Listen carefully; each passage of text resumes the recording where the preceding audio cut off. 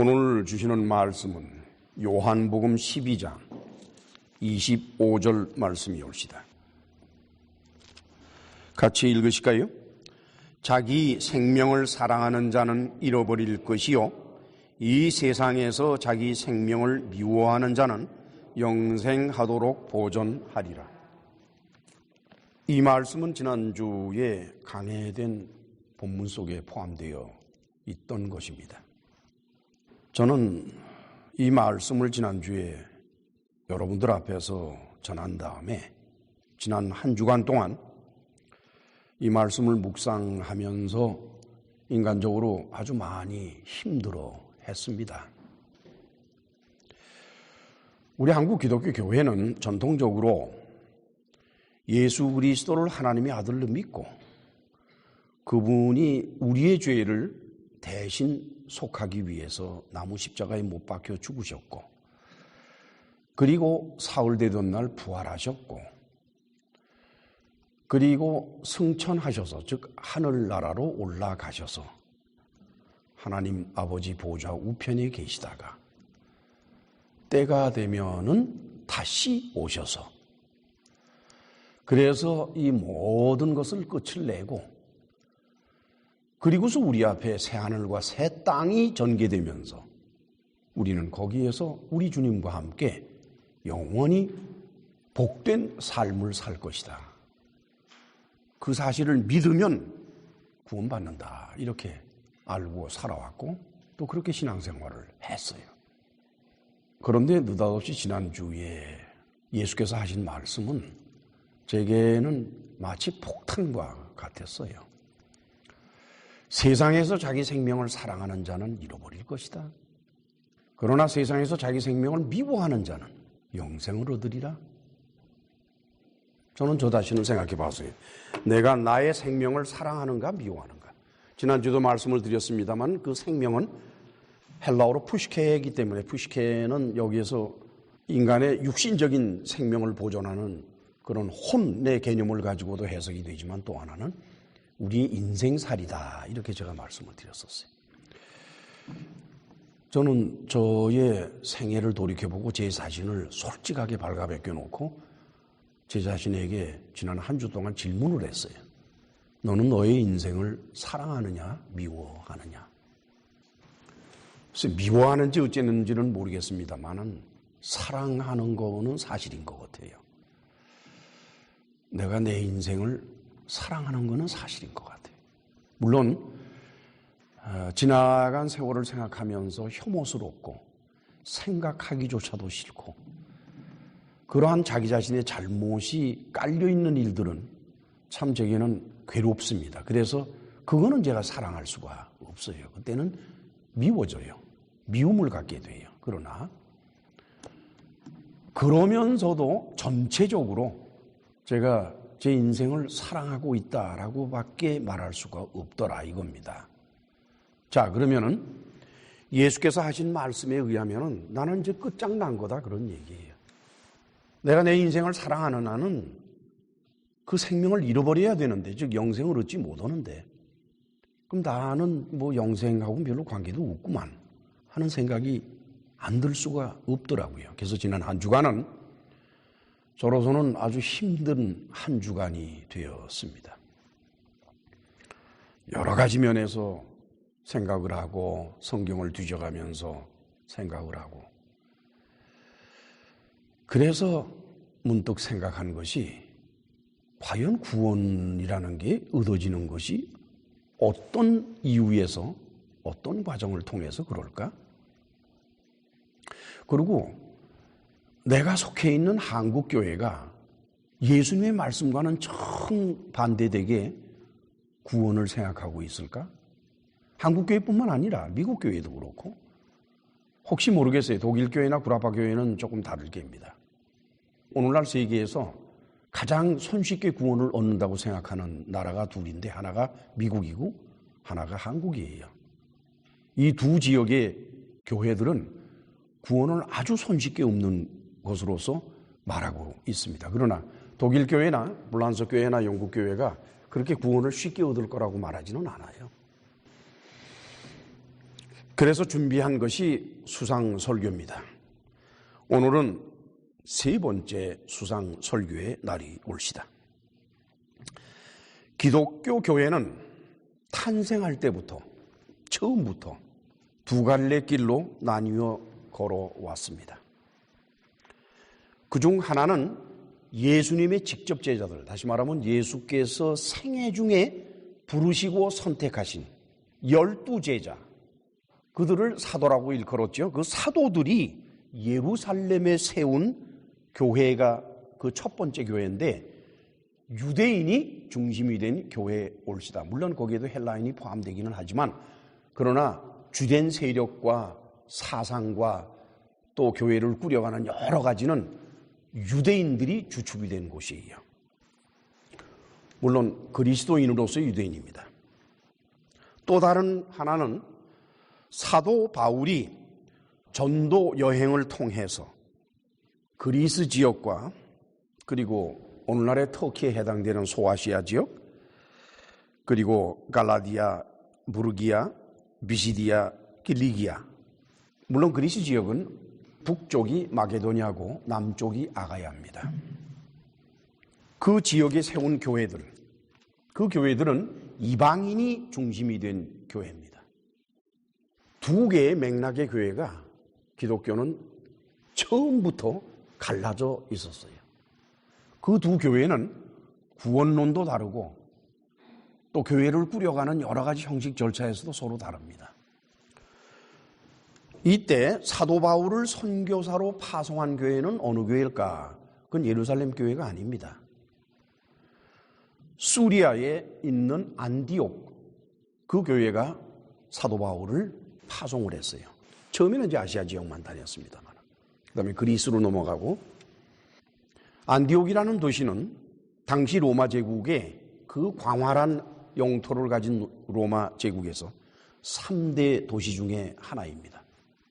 수리아의 수도이죠. 대단한 경제력을 가지고 있고 화려하고 힘을 가지고 있는 도시올시다, 안디옥은.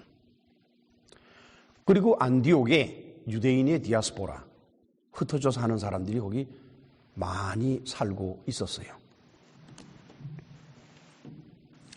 예수께서 나무 십자가에서 죽으시고 난 다음 사흘 되던 날에 부활하셨죠.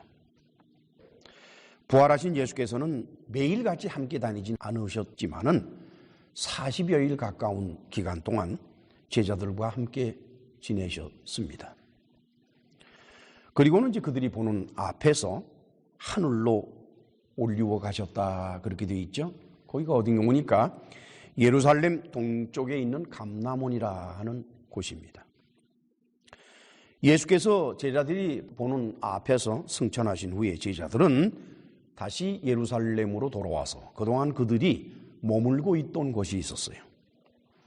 그 집은 상당히 컸던 것으로 봅니다. 학자들은 그 집이 아마 마가 요한의 집일 것이다, 이렇게 보고 있어요. 그리 돌아가서 기도에 전념을 다했다, 이렇게 사도행전에 기록이 되어 있죠. 이때 그 2층에 모인 사람들의 수가 가령 유다를 제외한 11사도를 포함해서 약 120명쯤 된다 그랬어요. 그들은 그러한 상태에서 한 열흘쯤 그곳에서 보냈습니다. 이제 그러니까 예수께서 승천하시고 난 다음에 열흘 후라 그러면은 예수께서 나무 십자가에서 죽으신 거로 따진다 그러면 50일이 돼요. 6월절 날 십자가에 못 박히셨으니까. 그게 50이면은 열이 5이란 말이에요. 그렇죠? 열이 5. 그러니까 우리말 기준으로 봤을 때 열을 순이라 그래요. 상순, 중순, 하순해서 하듯이. 그리고 오순, 그러면 어떻게 돼요? 열이 5번이란 말이죠. 그러니까 50일이 되는 거예요. 6월절 지나고 나서 50일째 되는 날 해서 그날을 오순절이라고 이름을 붙인 겁니다. 그 오순에 뭐 특별한 의미가 있는 게 아니에요. 열흘이 5개다, 50일이다. 또는 어떤 경우에는 77절이라고 그래서 77이 49. 일주일 7일이 7번 지나가는 거. 그렇죠? 그렇게 돼요. 그날 그들 모두에게 성령께서는 성령 충만하심을 주셨다라고 기록이 되어 있어요. 그것이 무엇인지는 사도행전에 기록이 되어 있지가 않습니다. 다만 성령 충만하심을 받았다라고만 기록이 되어 있어요. 저는 아마도 이때 그들이 아마 성령께로부터 각자의 푸뉴마를 받았을 것이라고 생각을 합니다. 이렇게 해서 탄생된 것이 바로 예루살렘 교회예요. 즉 예루살렘 교회는 마가 요한의 집에서 시작되었던 것입니다. 예루살렘 교회는 처음부터 베드로를 중심으로 한 11사도들에 의해서 인도되었습니다. 물론 나중에 이제 한 사람을 더 추천해서 제비 뽑아가지고 그래서 12사도 인원을 채웠습니다만은 그러나 사도행전에 그 사실이 기록되어 있다 할지라도 그 이후에 사도를 12사도에 대해서 언급을 잘 안 해요. 따라서 그들이 선출해서 12사도에 포함시킨 사람은 아마도 인정을 끝내 못 받은 것 같습니다. 이때로부터 많은 유대인들이 회개하고 세례를 받고 이 무리에 속하게 되었는데 그때 당시는 그리스도인이라는 말을 안 썼어요. 그냥 또 다른 도를 믿는 자들이다 이렇게 돼 있었어요. 뭐 어떤 때는 한 번에 3,000명이 세례를 받으니까 그렇잖아요. 그 수가 참 대단했을 것이라고 말해요. 나중에 사도 바울이 예루살렘에 방문했을 때 야고보가 그런 얘기를 해요. 율법에 충실한 믿는 자가 수만 명이다. 그러니까 교인의 수가 수만 명이 됐다는 얘기죠. 자, 이제 우리 다 같이 사도행전 6장 7절을 찾아갑시다. 같이 읽으실까요? 하나님의 말씀이 점점 왕성하여 예루살렘에 있는 제자의 수가 더 심히 많아지고 허다한 제사장의 무리도 이 도에 복종하니라. 제사장까지 회심을 하네요. 놀랍죠? 이러한 모습을 누가 지켜보고 있었느냐? 당시에 유대 대제사장과 또한 제사장의 무리라 그러면 사두개파예요. 그 사두개파에 속한 사람들, 그 사람들이 마음의 시기가 가득했다라고 누가는 기록하고 있어요.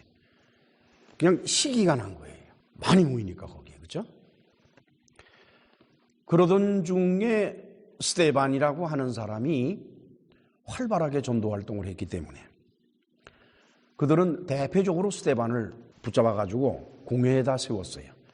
일단 예루살렘 공회에 세운다고 하는 것은 재판을 받는다는 말과 별 다를 게 없습니다. 몰아붙였어요.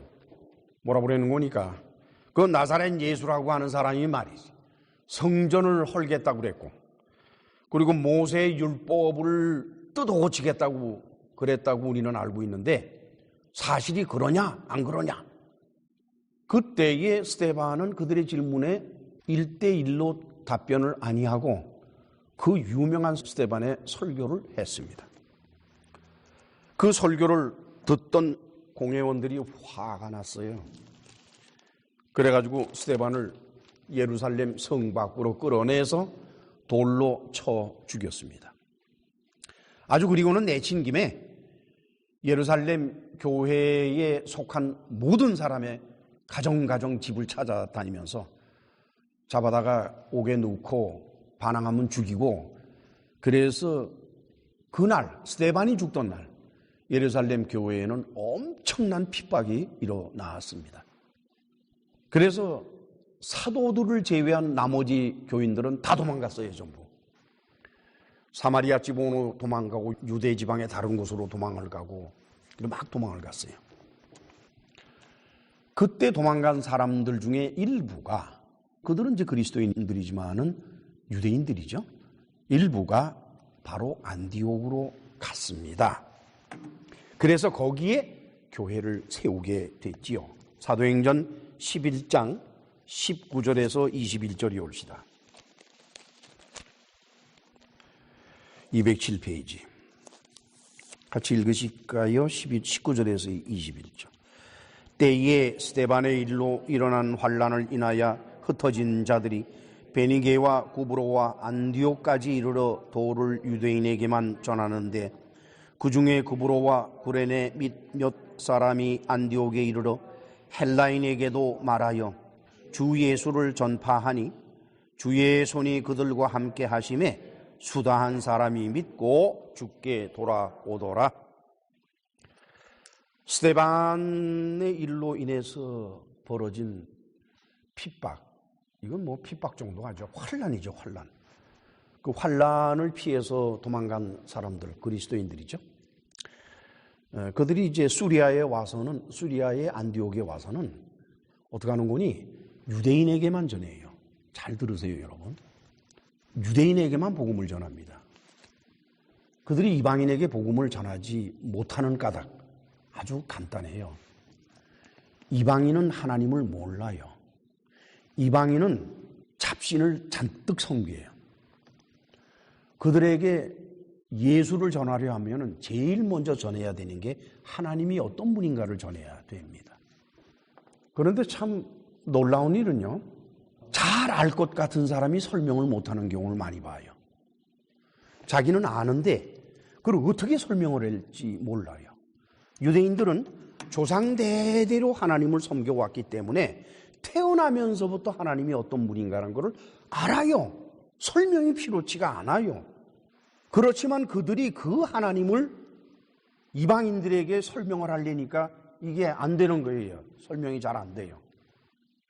이제 그런 상황이기 때문에 이들은 유대인에게 전했고, 그런데 놀라운 거는 예루살렘에서 도망을 온 사람들은 유대인들에게만 전하는데 오히려 구브로 지방이 있죠. 사이프러스, 지중해의 사이프러스 구브로, 그쪽에서 온 사람들은 헬라인에게 전하는 거예요.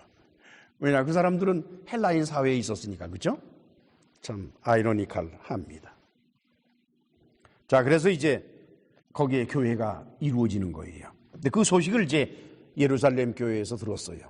그래서 예루살렘 교회에서는 저 사람들 그냥 놔뒀다간 안 되겠구나. 누굴 보내서 저 사람들을 지도를 해야겠다. 신앙을 바로 갖게 해야 되겠구나. 그래서 보낸 사람이 바로 바나바 올시다. 이 바나바라는 사람은 성품적으로나 또 그 사람의 삶의 철학이라고 할 수 있는 거죠. 그런 것들이 참 아름다운 사람이에요. 그렇게 함부로 화를 내거나 그러지 않고 온유하면서도 자기가 가진 모든 것을 다 털어서 교회를 위해서 봉사를 하는 그런 사람이에요. 그래서 바나바를 보냈어요. 바나바가 가보니까 어이구 많은 사람이 모였거든. 야야, 이거 내가 혼자 해서는 안 되겠구나. 그래서 그때 당시 다소에 훗날 바울이라고 일컬어지는 사도 바울, 그 당시에는 사울이라는 이름을 가졌는데 그 사람을 찾아갔어요. 가서 사울한테 부탁을 했어요.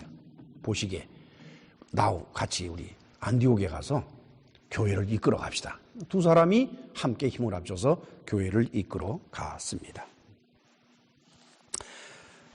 한편 이때 헤롯 안티파스는 유대인들의 환심을 사기 위해서 사도 야고보를 죽였습니다. 그 얘기는 유대인들과 기독교인들 사이에 팽팽하게 맞서 있는 갈등이 한참 갔다는 걸 알 수가 있어요. 그리고 내친 김에 아예 베드로까지 잡아다가 옥에 가둬버렸어요. 우리 다 같이 사도행전 12장 1절로 5절을 찾아가십니다. 사도행전 12장 1절로 5절 같이 읽으실까요?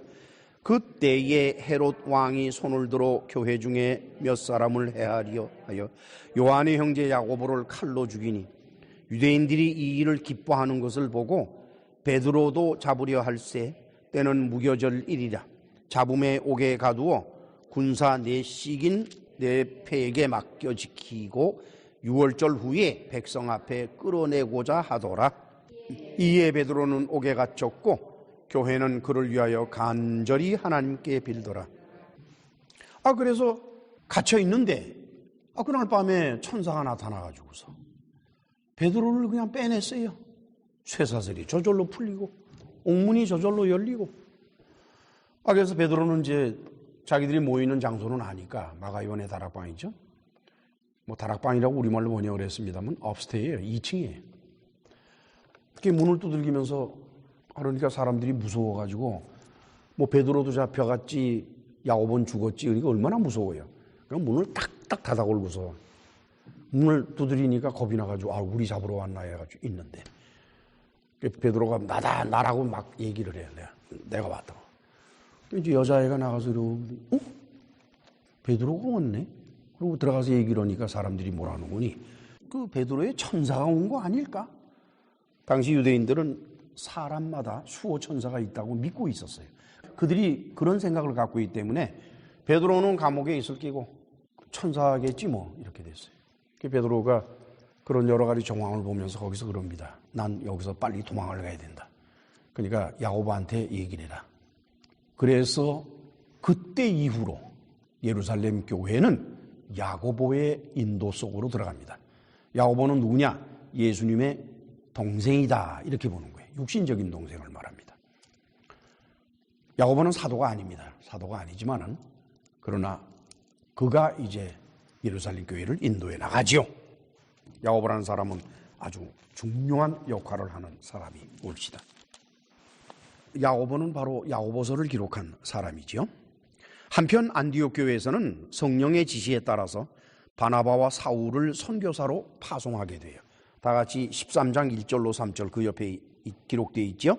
안디옥 교회에 선지자들과 교사들이 있으니 곧 바나바와 니게르라 하는 시몬과 구레네 사람 루기오와 분봉왕 헤롯의 젖동생 바나엔과 및 사울이라. 주를 섬겨 금식할 때에 성령이 가라사대 내가 불러 시키는 일을 위하여 바나바와 사울을 따로 세우라 하시니 이에 금식하며 기도하고 두 사람에게 안수하여 보내니라. 이 당시에는 하나님께서 필요에 따라서 그리스도인들에게 말씀을 하십니다. 늘 제가 여러분들에게 말씀을 드리는 거지만은 하나님이 말씀하셨다고 그래서 귀가 울리는 또 목소리가 나오는 그런 말씀을 말하는 것이 아닙니다. 사람의 마음속에 하나님이 주시는 말씀이에요. 이때로부터 이제 사울은 자기 이름을 바울로 고칩니다. 그리고는 이방인들을 중심으로 한 교회들을 세우게 되죠. 사도 바울은 도합 3차례에 걸쳐서 전도를 위한 여행을 했습니다. 물론 이제 바울도 자기 자신이 유대인이기 때문에 이방 지역의 어느 곳을 가든지 간에 일단은 유대인의 회당으로 찾아갑니다. 아니면은 유대인들끼리 모여서 기도하는 그 장소로 찾아가든지, 뭐 말마따나 사도 바울이 뭐 시장에 서가지고 예수를 믿으시오 뭐 이래가지고 사람들 모이겠어요? 그렇게 해서 모일 리가 없지요. 그러니까 일단은 아이가 유대인을 먼저 접촉을 하는 거죠. 왜냐? 유대인들과는 대화가 통하는 게 하나님을 아는 사람들이니까. 아시겠어요? 예수 믿으라고 그럴 때에 예수 믿는 게 뭔지도 모르면서 예수를 믿으라고 하는 것처럼 어리석은 말이 없습니다. 처음에 뭘 말해줘야 되는 거니? 하나님을 소개해야 됩니다. 하나님을 소개하려면 이 우주가 창조됐다는 것을 설명을 해줘야 되고, 그 다음에는 내가 말하고 있는 그 사람이 하나님께서 창조하신 것이라는 것을 설명을 해줘야 돼요. 그것이 설명이 안 되고 납득이 안 가는 상태에서 예수 믿으라고 하면 무슨 얘기가 나와요, 결국? 예수 믿고 복 받으라는 얘기 나오고, 예수 믿고 병 고치라는 얘기밖에 더 나오겠어요? 그리고 예수 믿고 천국 가라는 얘기지요. 그러니까 이 사람들이 하나님도 모르고 아무것도 모르면서 천국 간다니까 천국 갈 욕심에 예수 믿는다 그러고, 그러니까 믿는 게 아니에요. 믿는다고 말하는 거지. 그 다음에는 병 고칠 욕심에 믿는다고 그러지요. 뭐 인생 문제 해결하기 위해서 믿는다 그러지요. 그건 믿는 게 아니에요. 그건 전도가 아니에요. 그러니까 바울 역시 마찬가지예요. 하나님을 아는 사람들을 먼저 찾아갑니다. 유대인의 회당으로 가죠. 그 유대인은 그 회당에 어떤 절차적인 관습이 있어요. 그건 뭔 거니까 타 지역에서 오는 유대인, 그 사람이 특별히 바리새파에 속한 사람일 경우에는, 그럴 때에는 이방인 지역에 있는 회당에서는 그 사람을 그날에 설교자로 모시게 되어 있습니다. 왜냐? 외국 땅에서 살아가는 사람들이 그야말로 뭐 본국에서는 아니지만 그래도 본국에서 바리새파로 있던 사람이 왔다 그러면 얼마나 반가워요. 한 말씀 좀 해주시지요. 뭐 이런 거예요. 사도 바울은 바리새파 출신이에요. 물론 그리스도인이지만, 그러나 유대인들을 상대하는데 내가 그리스도인이다 하고 초대면부터 명함을 내밀 수는 없습니다. 우선 내가 바리새파 출신이다라고 해서 그들에게 접근을 하겠죠. 그러면 그들은 뭐 예외 없이 바울에게 설교 자리를 줄 겁니다. 그게 관습이에요. 그럼 이제 바울은 거기에 서서 모세 율법도 설명하고, 얼마나 이 사람이 해박한 지식을 많이 가졌습니까? 그 설명을 쭉 하면서 거기서 예수님을 적절히 소개하고 연결시키고 이렇게 합니다. 그 설명을 쫙 하니까 두 패로 확 갈리는 거예요. 그런데 그 당시 유대인의 회당에는 유대인만 있는 것이 아닙니다. 유대교로 개종한 이방인들도 함께 있는 거지요. 자, 그래서 바울이 전도 활동을 활발하게 펼쳐나갔는데, 물론 이제 그때 바울이 그런 생각을 했는지 안 했는지는 잘 모르겠어요. 근데 제 생각에는 누구나 다 그렇잖아요. 우리가 여기 서서 이 목사가 강단에 서가지고 설교라는 형식을 통해서 무언가 얘기할 때는 교인들이 호응해 주길 바라지, 교인들이 웃기네 그러는 거 바라는 사람, 그런 목사 있겠어요? 없겠어요? 그렇잖아요. 교인들이 호응해 주길 바라는 게 여기서 설교하는 사람의 심정입니다. 그러면 바울도 마찬가지 인간인데, 그렇잖아요. 그 사람이 회당에 가서 예수님을 전할 때 거기 모여있는 유대인들이 호응해 주길 바라지, 그런 바라는 마음이 간절할 것 아니에요? 근데 결과는 어떤가 보십시다. 사도행전 13장 42절에서 52절. 저거 한 절씩 나누어 읽도록 하십니다. 저희가 나갈새 사람들이 청하되 다음 안식일에도 이 말씀을 하라 하더라. 패회한 후에 유대인과 경건한 사람들이 많이 바울과 바나바를 쫓으니 두 사도가 더불어 말하고 항상 하나님의 은혜 가운데 있으라 권하니라. 그 다음 안식일에는 온 성이 거의 다 하나님 말씀을 듣고자 하여 모이니 유대인들이 그 무리를 보고 시기가 가득하여 바울의 말한 것을 변박하고 비방하고는 바울과 바나바가 담대히 말하여 가로되 하나님의 말씀을 마땅히 먼저 너희에게 전할 것이로되 너희가 버리고 영생 얻음에 합당치 않은 자로 자처하기로 우리가 이방인에게로 향하노라. 바울은 놀랐어요. 물론 이사야서 예언을 다 알고 있는 사람이지만, 아니 이방인들은, 그러니까 이방인들로서 유대교인이 된 사람들이죠. 그러니까 그들은 벌써 하나님을 아는 사람들이에요. 그러니까 하나님에 대한 설명이 필요치 않은 사람들. 그 사람들은 바울의 말을 아주 기쁨을 가지고 받아들이는데, 웬걸 똑같이 같은 앉은자리에서 들은 유대인들, 순수 유대인들은 그거 잘 안 들어요. 물론 그 중에는 동의하는 사람들도 있겠지요. 오히려 그것보다는 말이죠, 바울의 설교를 들으려고 구름대같이 사람들이 모여드니까 시기가 난 거예요. 이 시기라는 것은 사람을 망치는 겁니다. 사람이 시기에 빠지면은요, 그러면 눈에 보이는 게 없어요. 참 가슴 아픈 일이지요. 사도 바울은 놀라운 걸 발견하죠. 이방인들이 더 빠르게, 솔직하게 나의 설교를 받아들이는구나. 바울은 3차례에 걸쳐서 선교여행을 했습니다. 그런데 이제 신학자 헤롤드 페너의 연구를 살펴보니까 제1차 선교 여행은 사도행전 13장에서 14장 2장에 걸쳐서 기록되어 있는데, 주후 48년 봄에 떠나서 49년 가을, 그러니까 1년 반이 걸렸다라고 되어 있어요. 수리아 안디옥에서 배를 타고 지중해 구브로 사이프러스, 거기서 다시 섬이죠. 다시 배를 타고 밤빌리아로 올라가서 밤빌리아에서 비시디아 안디옥으로, 그 다음에 이고니온으로, 그 다음에 루스드라와 더베로, 그 다음에는 수리아 안디옥으로 돌아오는 그런 여정을 거쳤죠. 그 다음에 2차 선교 여행은 사도행전 15장 35절에서 19장 22절 사이에 기록되어 있는데, 50년 4월에 출발해서 52년 9월, 곧 2년 반을 소요했다라고 합니다. 수리아 안디옥에서 이번에는 반대로 내륙 지방으로 올라갔어요. 1차는 배를 타고 지중해로 해서 올라갔습니다만은 이번엔 반대로 갔습니다. 수리아 안디옥에서 길리기아로, 길리기아에서 루스드라와 더베, 거기서 이고니온, 그리고 비시디아의 안디옥으로, 그러고서는 이제 드로아까지 갔어요. 드로아에서 성령의 인도함을 받아가지고 마케도니아로 넘어갑니다. 마케도니아. 나중에 지도는 꼭 가지고 계셔서 언제나 가지고 계세요. 그 지역 일대를 소상하게 그린 거고, 특별히 이 모든 점을 찍은 곳들은 유대인의 디아스포라예요. 유대인들이 흩어져 사는 곳입니다. 그래서는 이제 빌립보로 들어가고, 마케도니아 지방, 빌립보에서 다시 데살로니가로 가고, 데살로니가에서 베레아로 내려와서, 베레아에서 그 다음에 아가야 지방으로 들어가는데, 아가야 지방에는 아데네가 있고, 그 다음에는 고린도가 있습니다.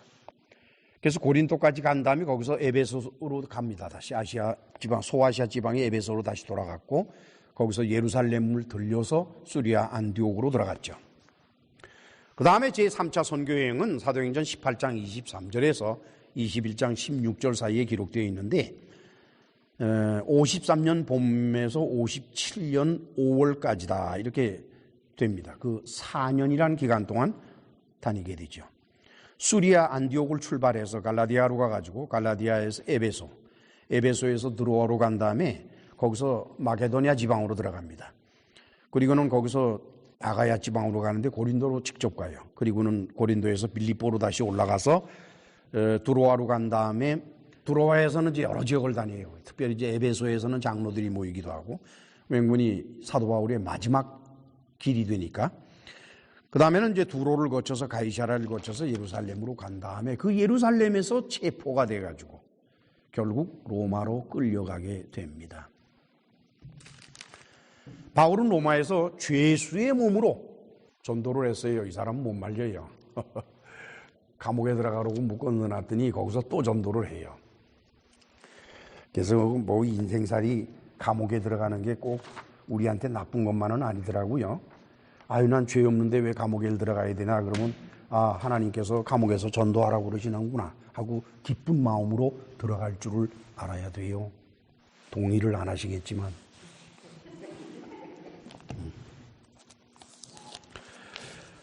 자, 그러면 사도행전 28장으로 찾아갑시다. 사도행전 28장 16절 17절 같이 읽으실까요? 우리가 로마에 들어가니 바울은 자기를 지키는 한 군사와 함께 따로 있게 허락하더라. 사흘 후에 바울이 유대인 중 높은 사람들을 청하여 모인 후에 이르러 여러분 형제들아, 내가 이스라엘 백성이나 우리 조상의 규모를 배척한 일이 없는데 예루살렘에서의 로마인의 손에 죄수로 내어준 바 되었으니, 로마에서는 사도 바울을 감옥에다가 넣지는 않았어요. 오히려 연금 상태로 해서 집에 어느 집을 하나 세를 내게 해서 그걸 연금 상태로 거기다 놨습니다. 근데 이 사람이 뭘 하나 그랬더니 로마에 있는 유대인의 높은 사람들이라, 지도자들, 그들을 불렀어요. 그래가지고 뭐 내가 여기 온 거는 내가 무슨 죄를 져서 온 거는 아니고, 근데 그렇다고 그래서 내가 여기 또 무슨 유대인들을 이 로마 정부에다가 고소하려고 그래서 온 것도 아니다. 다만 나는 예수 그리스도를 믿는 사람인데 그것 때문에 오해를 받아가지고 내가 이 꼴이 됐다. 여러분들께서 좀 이해해 주기 바란다. 그랬더니 이제 그 사람들이 뭐라 그러는 거니까 21절을 바라보니 저희가 가로되 우리가 유대에서 내게 대한 편지도 받은 일이 없고 또 형제 중 누가 와서 내게 대하여 좋지 못한 것을 고하든지 이야기한 일도 없느니라. 이에 우리가 너의 사상이 어떠한고 듣고자 하노니 이 파에 대하여는 어디서든지 반대를 받는 줄 우리가 알미라. 그들이 그러는 거예요. 당신에 대해서 예루살렘에서 무슨 편지 온 것도 없고, 또 예루살렘과 로마는 그 교통이 잦습니다. 그래서 어느 학자의 주장에 의하면은요, 로마에서 벌어진 일이 일주일 안에 다 예루살렘에 가서 알려진대요. 또 예루살렘에 벌어진 일들도 일주일 안에 전부 다 로마의 유대인 디아스포라 거기에 전해진대요. 사실인지 아닌지는 모르겠습니다만. 어쨌든 하여간 연락받은 바 없다 이거예요. 그런데 흥미로운 것은 네가 속한 파, 그렇죠? 그리스도 파잖아요. 그 파에 대해서는 가는 곳마다 반대를 받는다는 얘기는 우리가 알고 있다. 유대인들이 너희들을 아주 싫어하더만. 그러니까 도대체 왜 그러는지 좀 알고 싶으니까 좀 얘기나 하시게 이렇게 됐어요. 23절을 바라보니 저희가 일자를 정하고 그에 우거하는 집에 많이 오니 바울이 아침부터 저녁까지 강론하여 하나님 나라를 증거하고 모세의 율법과 선지자의 말을 가지고 예수의 일로 권하더라. 바울이 이제 거기서 강론을 쫙 해요. 아침부터 저녁까지. 저는요, 아침부터 저녁까지 강론하는 바울도 실력이 있는 사람이다. 그리고 끈기가 있는 사람이다 생각을 하지만 거기 앉아서 아침부터 저녁까지 듣는 사람이 저는 더 위대해 보여요. 아침부터 저녁까지 그 강론을 듣는, 그것도 유대인들인데 그들이 뭐 바울의 말에 동의를 해서 듣겠습니까? 즉 상대편을 듣고자 하는 마음, 자기가 동의를 하건 안 하건 그건 2차적인 문제고 우선 들으려 하는 그 자세, 그게 참 소중해 보였습니다. 자, 그리고 나서는 30절 31절을 같이 읽으실까요? 바울이 온 이태를 자기 셋집에 유하며 자기에게 오는 사람을 다 영접하고 담대히 하나님 나라를 전파하며 주 예수 그리스도께 관한 것을 가르치되 그만한 사람이 없었더라. 이제 바울이 아주 그냥 전방을 차렸네요. 그 세던 집에서요 2년 동안, 이태라면 2 years, 2년 동안 뭐 전방 차리고 앉아가지고 매일 사람들이 찾아올 거 아니에요? 그럼 거기서 계속 예수 믿으시오, 이건 전도가 아닙니다. 그게 아니라 설명을 해야 돼요. 자상하게. 참 놀라운 일이에요. 저는 아주 이게 너무너무 좋아요. 이런 걸 보면은. 사도 바울은 도합 8년에 걸친 3차례의 선교 활동을 통해서, 그리고 거기다 더하기 2년간 로마에서 죄수로 연금 상태에 있으면서 복음을 전했습니다. 이렇게 해서 세워진 것이 바로 이방인의 교회예요. 즉 예루살렘 교회와는 성격이 다르게 태어난 것이 이방인의 교회입니다. 자, 그러니까 서쪽으로 로마 지역, 그 다음에 로마에서 그리스 지역, 그 다음에는 거기서부터 터키 지역 이렇게 쭉 해서 펼쳐져서 사도 바울이 전도 활동을 한 그 지역은 이방인의 교회들입니다. 그 다음에는 예루살렘을 중심으로 있는 것은 예루살렘 교회예요. 유대인이 중심이 돼 있죠. 그 다음에는 그 사이에 수리아, 안디옥 교회가 있는 겁니다. 근데 수리아, 안디옥 교회는 유대인들이 많이 포함이 되어 있지만은, 그러나 반반일 거라고 보는데 예루살렘 교회 쪽보다는 오히려 이방인의 교회 쪽에 가까운 것이 수리아의 안디옥 교회입니다. 거기에서 구원론의 문제가 일어나 버린 거예요. 즉 이방인의 교회의 구원론과 예루살렘 교회의 구원론이 다른 겁니다, 여러분. 잘 아셔야 돼요. 교회의 구원론이 한 가지가 아니에요. 여러 가지예요. 그것이 충돌이 일어나고 말았어요. 인생을 살아가는 일에 있어서 우리가 어느 정도 바르게 살아야 되느냐, 또 바르게 살아야 되는 기준이 무엇이냐, 또 바르게 사는 것과 구원은 어떤 관계가 있느냐, 이거는 뭐 그때나 지금이나 지난 2000년 기독교 역사 중에나 맨날 똑같은 일이지요. 그것 때문에 얼마나 말이 많아요. 자, 우리 다 같이 사도행전 15장 1절로 2절을 찾아갑니다. 같이 읽으실까요? 어떤 사람들이 유대로부터 내려와서 형제들을 가르치되 너희가 모세의 법대로 할례를 받지 아니하면 능히 구원을 얻지 못하리라 하니 바울과 바나바와 저희 사이에 적지 아니한 다툼과 변론이 일어난지라 형제들이 이 문제에 대하여 바울과 바나바 및 그 중에 몇 사람을 예루살렘에 있는 사도와 장로들에게 보내기로 작정하니라. 안디옥 교회에 이렇게 있는데 느닷없이 어느 날 예루살렘 교회에서 사람들이 왔어요. 그러니까 다 그리스도인들이에요, 전부. 그런데 이제 예루살렘 교회에 온 사람들은 유대인 그리스도인들이고 안디옥 교회는 이제 주로 이방인들로 구성된 그리스도인들이겠죠. 근데 이 사람들이 와서 한다는 말이 당신들도 말이야. 모세 율법대로 할 일을 받아야 돼. 그래야 구원받는 거야. 뭐 예수 믿는다 그것만 가지고 구원받는 거 아니야. 라고 나왔네. 그런데요. 율법이라고 하는 것은 한 가지를 지키면 100가지를 다 지키도록 돼 있어요. 한 가지만 지키고 나머지는 안 지켜도 좋다. 다시 말하면 할례만 받고 율법은 안 지켜도 좋다. 그건 말도 안 되는 얘기예요. 할례 받는다는 것은 모세 율법 전체를 지키겠다는 결심을 나타내는 거나 마찬가지. 그래서 그 자리에서 바나바와 사울이 그 예루살렘에서 온 유대인들하고 논쟁이 벌어진 거예요. 다 그리스도인들입니다. 서로 다른 사람이 논쟁을 벌린 것 아니에요. 같은 그리스도인들인데 생각이 달라서 논쟁이 일어나는 겁니다. 그래서 안디옥 교회에서는 이거 안 되겠구만. 이거 해결이 안 나요.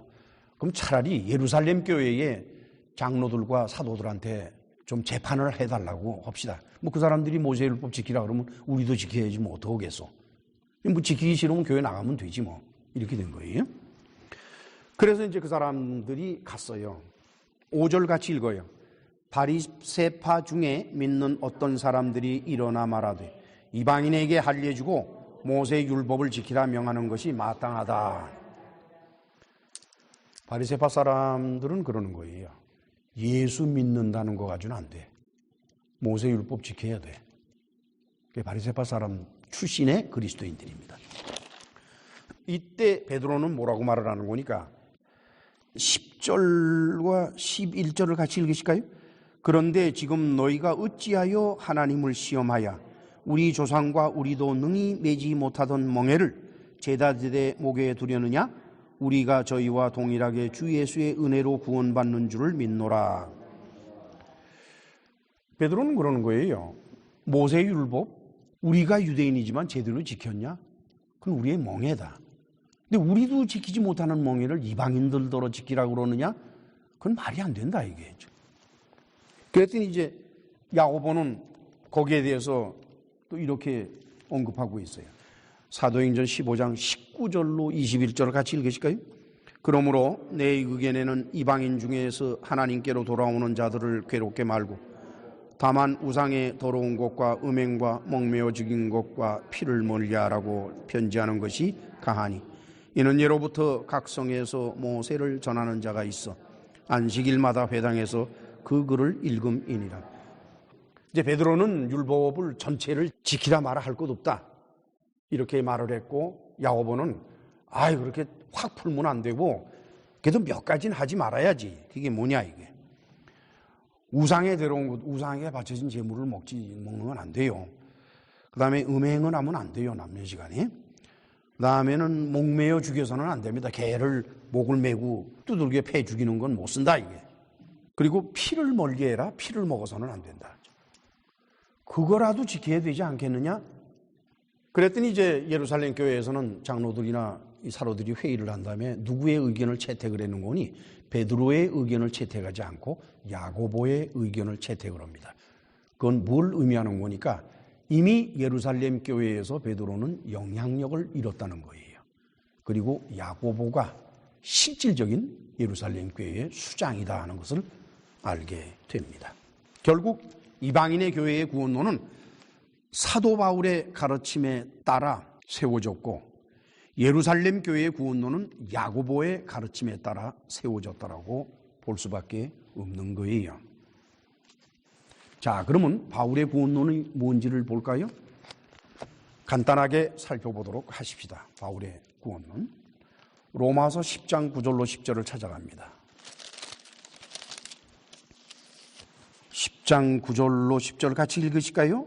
내가 만일 내 입으로 예수를 주로 시인하며 또 하나님께서 그를 죽은 자 가운데서 살리신 것을 내 마음에 믿으면 구원을 얻으리니 사람이 마음으로 믿어 의에 이르고 입으로 시인하여 구원에 이르느니라. 참 쉽네요. 그렇죠? 믿습니다 하면 구원받네요. 얼마나 쉽노? 그 다음에는 로마서 3장 27절로 28절을 찾아갑시다. 같이 읽으실까요? 그런즉 자랑할 데가 어디뇨 있을 수가 없느니라. 무슨 법으로냐 행위로냐 아니라 오직 믿음의 법으로니라. 그러므로 사람이 의롭다 하심을 얻는 것은 율법의 행위에 있지 않고 믿음으로 되는 줄 우리가 인정하노라. 바울은 율법의 행위로서 구원받는 것이 아니라 오직 믿음으로 구원받는다라고 주장을 했지요. 이방인들에게는 이처럼 달콤한 말이 없습니다. 그 다음에 로마서 9장 16절로 18절을 찾아갑니다. 자, 거기에서 이제 16절만 같이 읽으실까요? 그런즉 원하는 자로 말미암음도 아니요 다른 막질하는 자로 말미암음도 아니요 오직 긍휼히 여기시는 하나님으로 말미암음이니라. 뭐 우리가 노력한다고 구원받는 건 아니고 그저 하나님께서 불쌍히 여기시면 그 사람 구원받아요. 그 다음에 18절 같이 읽어요. 그런즉 하나님께서 하고자 하시는 자를 긍휼히 여기시고 하고자 하시는 자를 강팍해 하시느니라. 바울은 그러는 거예요. 여러분들이 뭘 이렇게 뭐 한다고 구원되는 게 아니라 하나님께서 다 알으셔서 구원받을 사람은 그냥 긍휼히 불쌍히 여기시고 구원받지 못할 사람은 아예 그 마음을 그냥 확 쥐어틀어 가지고 아예 구원 곁에도 못 오게 만드세요. 그 다음에 21절 같이 읽어요. 토기장이가 진흙 한 덩이로 하나는 귀히 쓸 그릇을 하나는 천히 쓸 그릇을 만들 권이 없느냐. 그러면서 사도 바울은 토기장이가 질그릇을 만드는 비유를 하면서 그 그릇이 귀한 곳에 쓰이건 천하게 쓰이건 그 토기장이 마음대로지. 무슨 토기가 흙이 토기장이더러 나 좀 귀하게 만들어줘요. 뭐 나 좀 천하게 만들어줘요. 그게 되겠느냐 이게. 그렇죠? 그 다음 24절. 이 그릇은 우리니 곧 유대인 중에서뿐만 아니라 이방인 중에서도 부르신 자니라. 유대인들도 이방인들도 하나님께서 부르시면 쓰이는 그릇이 된다. 그 다음에는 27절을 같이 읽으실까요? 또 이사야가 이스라엘에 관하여 외치되 이스라엘 뭇자손의 수가 비록 바다의 모래 같을지라도 남은 자만 구원을 얻으리라. 하나님의 선택을 받은 자들만 구원을 얻는 거지 이스라엘 백성이라고 해서 구원이 보장되는 것은 아니다. 하나님의 일방적인 선택입니다. 오직 믿음으로 그것도 하나님이 선택하신 자들만 이 바울의 구원론이에요. 그 다음에 야고보의 구원론은 야고보서를 찾아가십시다. 야고보서 2장 14절 이하. 14절에서 17절 같이 읽으실까요? 내 형제들아 만일 사람이 믿음이 있노라 하고 행함이 없으면 무슨 이익이 있으리요? 그 믿음이 능히 자기를 구원하겠느냐? 만일 형제나 자매가 헐벗고 일용할 양식이 없는데 너희 중에 누구든지 그에게 이르되 평안히 가라 더욱게 하라 배부르게 하라 하며 그 몸에 쓸 것을 주지 아니하면 무슨 이익이 있으리요? 이와 같이 행함이 없는 믿음은 그 자체가 죽은 것이니라. 야고보는 그러는 거예요. 믿는다는 말 그거 누가 못하나? 그것이 행동으로 나타나야 비로소 믿는 것이지. 행동으로는 하나도 안 하고 말로만 믿는다고 그런다고 그게 믿음이냐? 이게 야고보의 주장이에요. 그러면서 야고보는 예를 드는데 무슨 예를 드는 거니? 구제에 관한 예를 드는 겁니다. 형제가 구차한 처지에 처했을 때 그를 경제적으로 도와주는 문제에 관해서 얘기를 해요. 그 다음에는 26절 같이 읽으실까요? 영혼 없는 몸이 죽은 것 같이 행함이 없는 믿음은 죽은 것이다. 야고보는 62년 봄에 순교했고 베드로는 그로부터 2년 후인 64년에 여름에 로마에서 순교를 합니다. 그리고 사도 바울은 베드로가 죽은 지 4년 후에 68년 봄에 로마에서 순교를 합니다. 그리고 예루살렘은 주후 70년에 즉 사도 바울이 죽은 지 2년 후에 로마의 디도 장군에 의해서 함락을 당하는데 그때 디도 장군은 4개 군단 도합 8만 명의 군사들을 끌고 왔고 그때 예루살렘을 지키던 사람들은 열심당원이었는데 그들의 수는 2만 5천 명이었다고 합니다. 그러나 그것마저도 열심당원이 몇 파로 나누어져서 서로가 성전을 차지하려고. 왜 성전을 차지하려고 그럴까요? 돈이 거기 있으니까 돈이. 로마군이 점령을 해버렸습니다. 그리고 기독교 교회는 펠라라는 곳으로 피신을 했죠. 기독교 교인들이죠. 이후에 기독교 교회는 로마를 중심으로만 교회가 하나 형성이 되고 그 다음에는 이제 수리아 안디옥을 중심으로 한 교회가 하나 형성이 되는데 거기에 아마 예루살렘 교회가 포함되어 들어갔을 것으로 보는 겁니다. 그리고는 이제 이집트의 알렉산드리아를 중심으로 한 교회군이 형성이 돼요. 그 세 개 교회들은 신학적으로나 신앙에서나 서로 다릅니다. 12사도가 다 세상을 떠나고 난 후에 그 후에 속사도 교부가 나타납니다. 교부라는 건 Church Father라는 뜻이에요. 속사도, 즉 사도를 이은 속사도 교부들이 나오는데 그들이 로마의 클레멘트, 헤르마스 이런 사람들이고 안디옥에는 이그나시우스, 그다음에 서모나의 폴리갑인데 서모나의 폴리갑은 안디옥 교회 쪽에 같은 신학사상을 가졌다고 보는 거죠. 알렉산드리아에서는 바나바.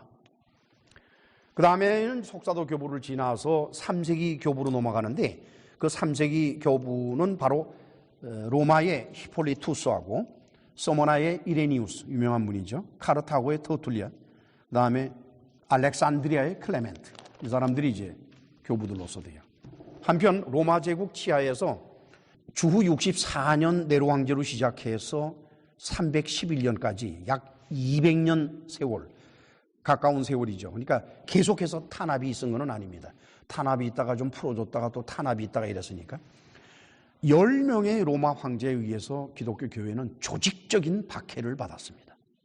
엄청나게 많은 사람들이 죽었고 놀라운 사실은 그런 박해 속에서도 자신들의 신앙을 지켜왔던 참 아름다운 때입니다. 이때 로마는 소로마 제국과 동로마 제국으로 갈려져 있었는데 양쪽 다 2명의 황제들이 있었어요. 그러니까 도합 4명이죠. 우선 소로마 제국에서는 콘스탄티누스가 승리를 해서 소로마 제국을 단일화시켰고 동로마 제국은 리키니우스가 승리를 해서 단일화시켰습니다. 이것은 제가 어느 설교에서 쭉 설명을 드렸었습니다. 주후 312년에 당시 38세인 콘스탄티누스가 소로마 제국을 통합을 시킬 때 그의 나이는 38살이었습니다.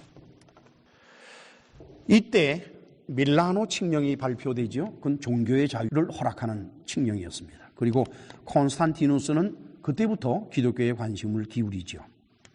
그러면서 이제 이 사람은 정치적으로 기독교에 개입을 해요. 그가 정치적으로 기독교에 개입하는 방법은 바로 기독교 교회의 교회회의 있죠. 그 교회회의를 주장하는 겁니다. 그러면서 로마 교회는 서방 교회의 주체로 부상을 해요.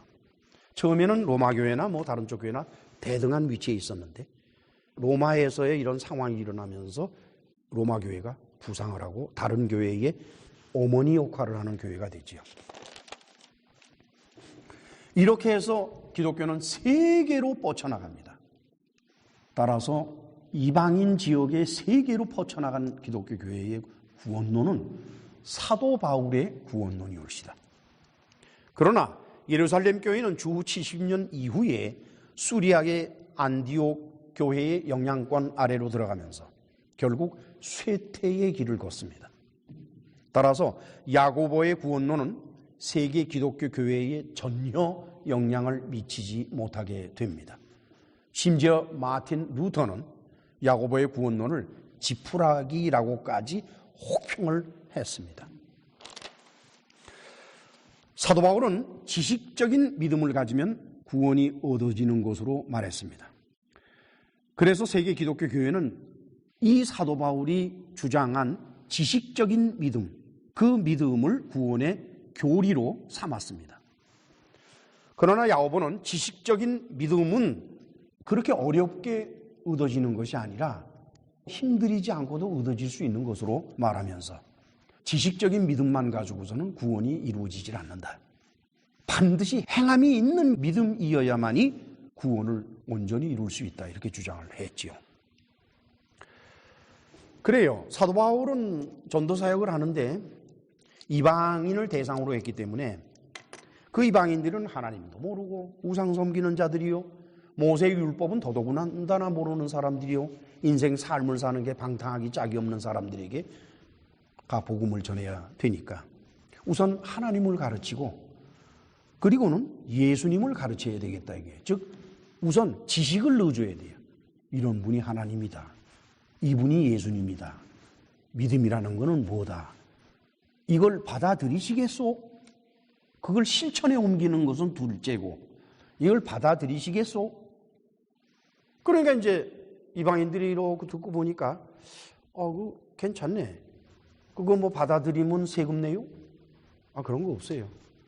아니 뭐 교회 가면 11조 내라고 야단이던데 그거 11조 안 내도 상관없어요.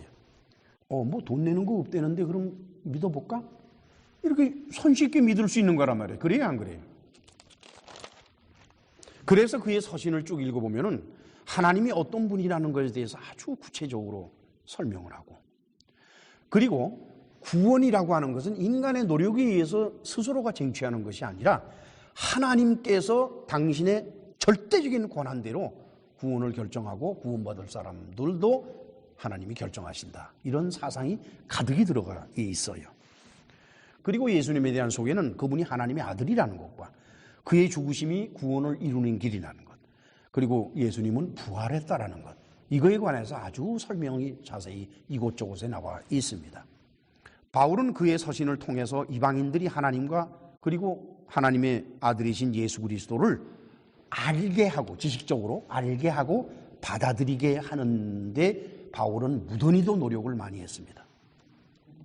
그리고는 이방인들을 끌어들이는 데 있어서 모세의 율법이 큰 장애가 된다는 걸 알고 있었어요, 바울이. 인생을 바르게 사는 건 우선 예수님을 지식적으로 받아들이게 하고 난 다음에 그 다음에 이제 훈련을 해서 인생을 바르게 살게 해야 되겠구나 하는 관점에서 했는데, 만약에 처음부터 모세 율법을 지켜야 된다라고 나가면 어떻게 돼요? 올 사람이 누가 있겠어요? 아니 뭐 한국 기독교 교회에 모세 율법 지키라고 그거부터 먼저 강요하면 다 도망가지, 그럼 누가 거기 있겠어요? 그렇잖아요? 그런데 바울은 그 율법을 안 지켜도 된다라고 말은 안 했지만 지켜야 된다라고도 말을 안 했어요. 왜 그러냐는 까닭을 율법이 구원을 이룰 수 없기 때문이라 그랬습니다. 그러니까 율법을 지킨다고 구원받는 건 아니기 때문에, 그래서 나는 너희들에게 율법을 지키라고 말하지는 않겠다. 왜냐, 나는 너희들의 인생 삶에 대한 얘기를 하는 것이 아니라 구원받는 문제에 관해서 얘기를 하니까 구원에 관해서만 얘기를 하자, 이제 이렇게 된 거예요. 다 같이 로마서 3장 19절로 80절을 찾아갑시다. 243페이지. 같이 읽으실까요?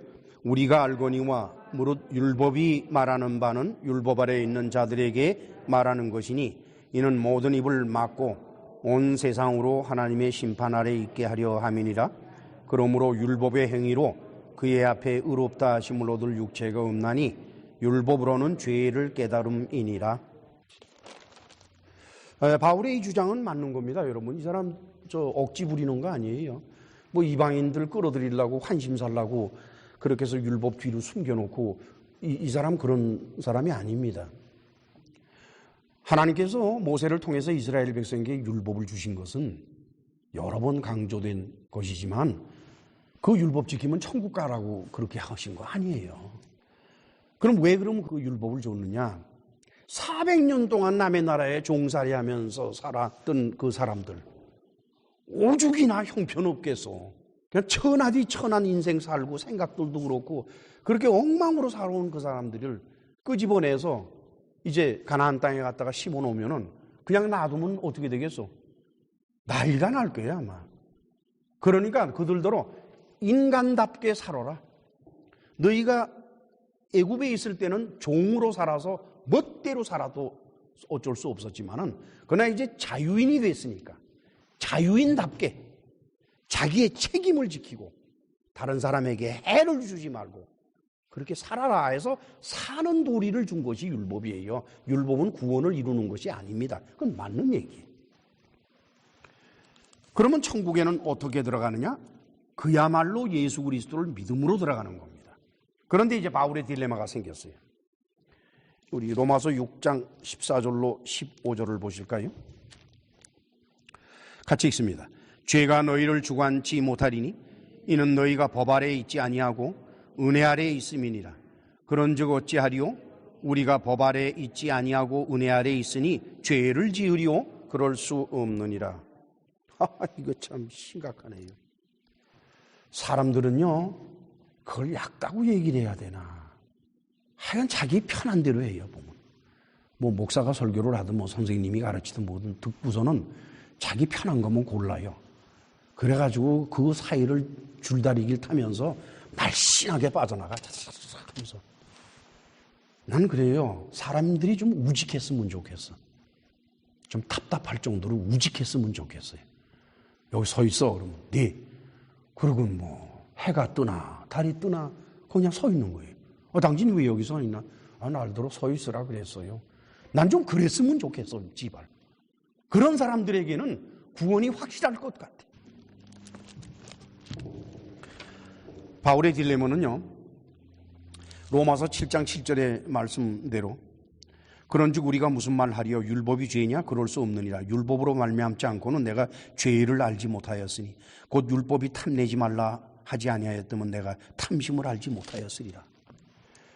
율법을 지킨다고 천국 가는 것은 아니지만 죄를 지어서는 안 되는데 죄를 안 지으려면 어떻게 하는 것이 죄인지는 알아야 될 것 아니냐. 그렇다 그러면 다시 율법을 읽고 배워야 된다 이거예요. 그래서 율법을 읽으면은 이게 죄구나 하는 것을 알게 되고 그 죄를 짓지 않고 살아. 그러면 율법 지키고 살라는 말이군요.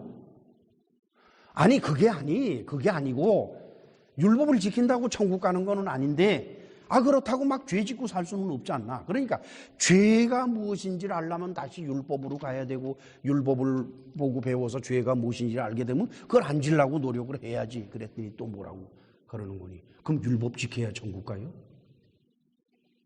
그냥 사도 바울이 딜레마예요, 딜레마. 이 사도 바울의 딜레마는 2000년 동안 기독교 교회를 점령을 해왔습니다, 여러분. 오늘날도 바로 여러분들이 그리고 이 설교를 듣는 분들이 그 딜레마 속에 그냥 있는 거예요. 결국 이방인들도 율법은 알아야 됩니다. 또한 지키고 사는 게 좋아요. 그거 지킨다고 천국 가는 건 아니지만 그러면 천국 안 가면 막 살겠어? 사람이요, 죄를 안 짓고 사는 거는 양심의 문제야. 천국 가고 안 가는 거는 상관이 없다니까. 천국 가기 위해서 죄 안 짓는 사람 그거 죄 짓고 있어요. 하나님 몰래. 왜냐, 그 사람 눈에는 하나님이 사랑 같거든. 그러니까 쓱 봐서 하나님 안 보이거든. 그러니까 죄지어요. 자, 이제 마지막으로 우리 주님이신 예수 그리스도께서는 구원을 어떻게 말씀하시는지 거기에 해당되는 성경 구절을 읽고 말씀을 마치도록 하십니다. 요한복음 12장 25절로 26절을 찾아갑니다. 요한복음 12장 25절로 26절을 같이 읽으실까요? 자기 생명을 사랑하는 자는 잃어버릴 것이요 이 세상에서 자기 생명을 미워하는 자는 영생하도록 보존하리라. 사람이 나를 섬기려면 나를 따르라. 나 있는 곳에 나를 섬기는 자도 거기 있으리니 사람이 나를 섬기면 내 아버지께서 저를 귀히 여기시리라. 예수께서는 자기 생명을 사랑하는 자는 잃어버리고 자기 생명을 미워하는 자는 영생을 얻는다고 말씀을 하셨습니다. 그리고 나를 섬기려면 나를 따르라. 그러면 예수님을 따르는 게 뭘까요? 14장 21절을 찾아갑니다. 14장 21절 같이 읽으실까요? 나의 계명을 가지고 지키는 자라야 나를 사랑하는 자니 나를 사랑하는 자는 내 아버지께 사랑을 받을 것이요 나도 그를 사랑하여 그에게 나를 나타내리라. 예수님은 나를 믿는 자가 구원을 얻는다고 말씀을 안 하시고 나의 계명을 지키라는 거예요. 지키라. 그 다음에 15장 10절로 12절 같이 읽으실까요? 내가 아버지의 계명을 지켜 그의 사랑 안에 거하는 것 같이 너희도 내 계명을 지키면 내 사랑 안에 거하리라. 내가 이것을 너희에게 이름은 내 기쁨이 너희 안에 있어 너희 기쁨을 충만하게 하려 함이니라. 내 계명은 곧 내가 너희를 사랑한 것 같이 너희도 사랑하라 하는 이것이니라. 예수께서는 당신의 계명을 지켜야 된다는 거예요. 그것은 서로 사랑하는 것이다. 이렇게 설명까지 해주셨어요. 다시 마태복음 5장 17절로 20절을 찾아갑니다. 같이 읽으실까요? 내가 율법이나 선지자나 폐하러 온 줄로 생각지 말라. 폐하러 온 것이 아니요 완전케 하려 함이로라. 진실로 너희에게 이르노니 천지가 없어지기 전에는 율법의 1.1핵이라도 반드시 없어지지 아니하고 다 이루리라. 그러므로 누구든지 이 계명 중에 지극히 작은 것 하나라도 버리고 또 그같이 사람을 가르치는 자는 천국에서 지극히 작다 일컬음을 받을 것이요 누구든지 이를 행하고 가르치는 자는 천국에서 크다 일컬음을 받으리라. 내가 너희에게 이르노니 너희 의가 서기관과 바리새인보다 더 낫지 못하면 결단코 천국에 들어가지 못하리라. 예수께서는 뭐라 그러세요? 너희가 율법을 제대로 지키지 않으면 천국 들어갈 생각하지 말라고 하십니다. 자, 이제 우리는 오늘의 수상 설교를 통해서 사도 바울의 구원론을 살펴보았고 야고보의 구원론을 살펴보았으며 우리의 주님이신 예수님의 구원론을 살펴보았습니다. 그리고 아울러서 오늘날 세계에 흩어져 있는 이방인 기독교 교회가 어찌하여 사도 바울의 구원론을 따르게 되고 그 구원론 일색으로 되어 있는지 하는 여건을 살펴봤습니다. 이제는 이 설교를 들으신 여러분들의 차례가 됐습니다. 첫째, 여러분들은 바울의 구원론, 야고보의 구원론, 그리고 예수님의 구원론이 서로 다르다고 생각합니까? 아니면은 그 내면에 서로 연결되는 관련성이 있는 관계가 있다라고 생각하십니까?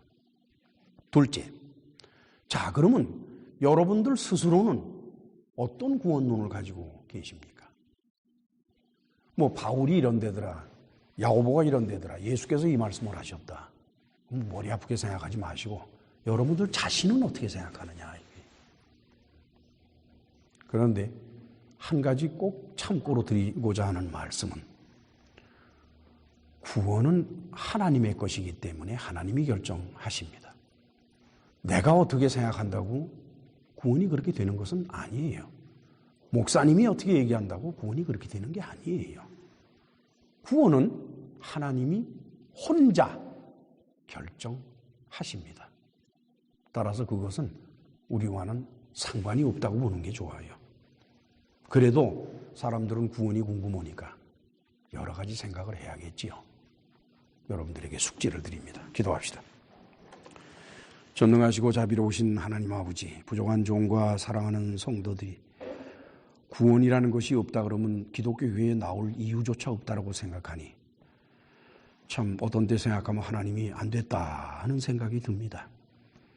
우리 하나님은 온 세상을 창조하시고 인간을 창조하시고 인간의 삶을 보살펴 주시고 역사를 이끌어 가시는데도 겨우 구원이 있어야 하나님을 믿고 구원이 없다 그러면 하나님하고 등지고 살겠다고 한다면 참 창조주이신 하나님께서 얼마나 안 됐나 싶은 생각이 들면서 오늘도 말씀을 전했습니다. 사랑하는 성도들이 스스로 자기 자신을 돌아보면서 구원에 관한 길을 연구하기에 앞서서 그 구원이라는 것 모든 걸 다 떠나서 내가 어떻게 되든지 상관하지 말고 나를 세상에 태어나게 하시고 나에게 생명을 주신 하나님에게 감사하며 그 하나님을 섬기며 사는 것이 우리의 숙명이고 기쁨이라고 믿고 살 수 있도록 은혜를 베풀어 주옵소서. 예수님의 이름으로 기도합나이다. 아멘.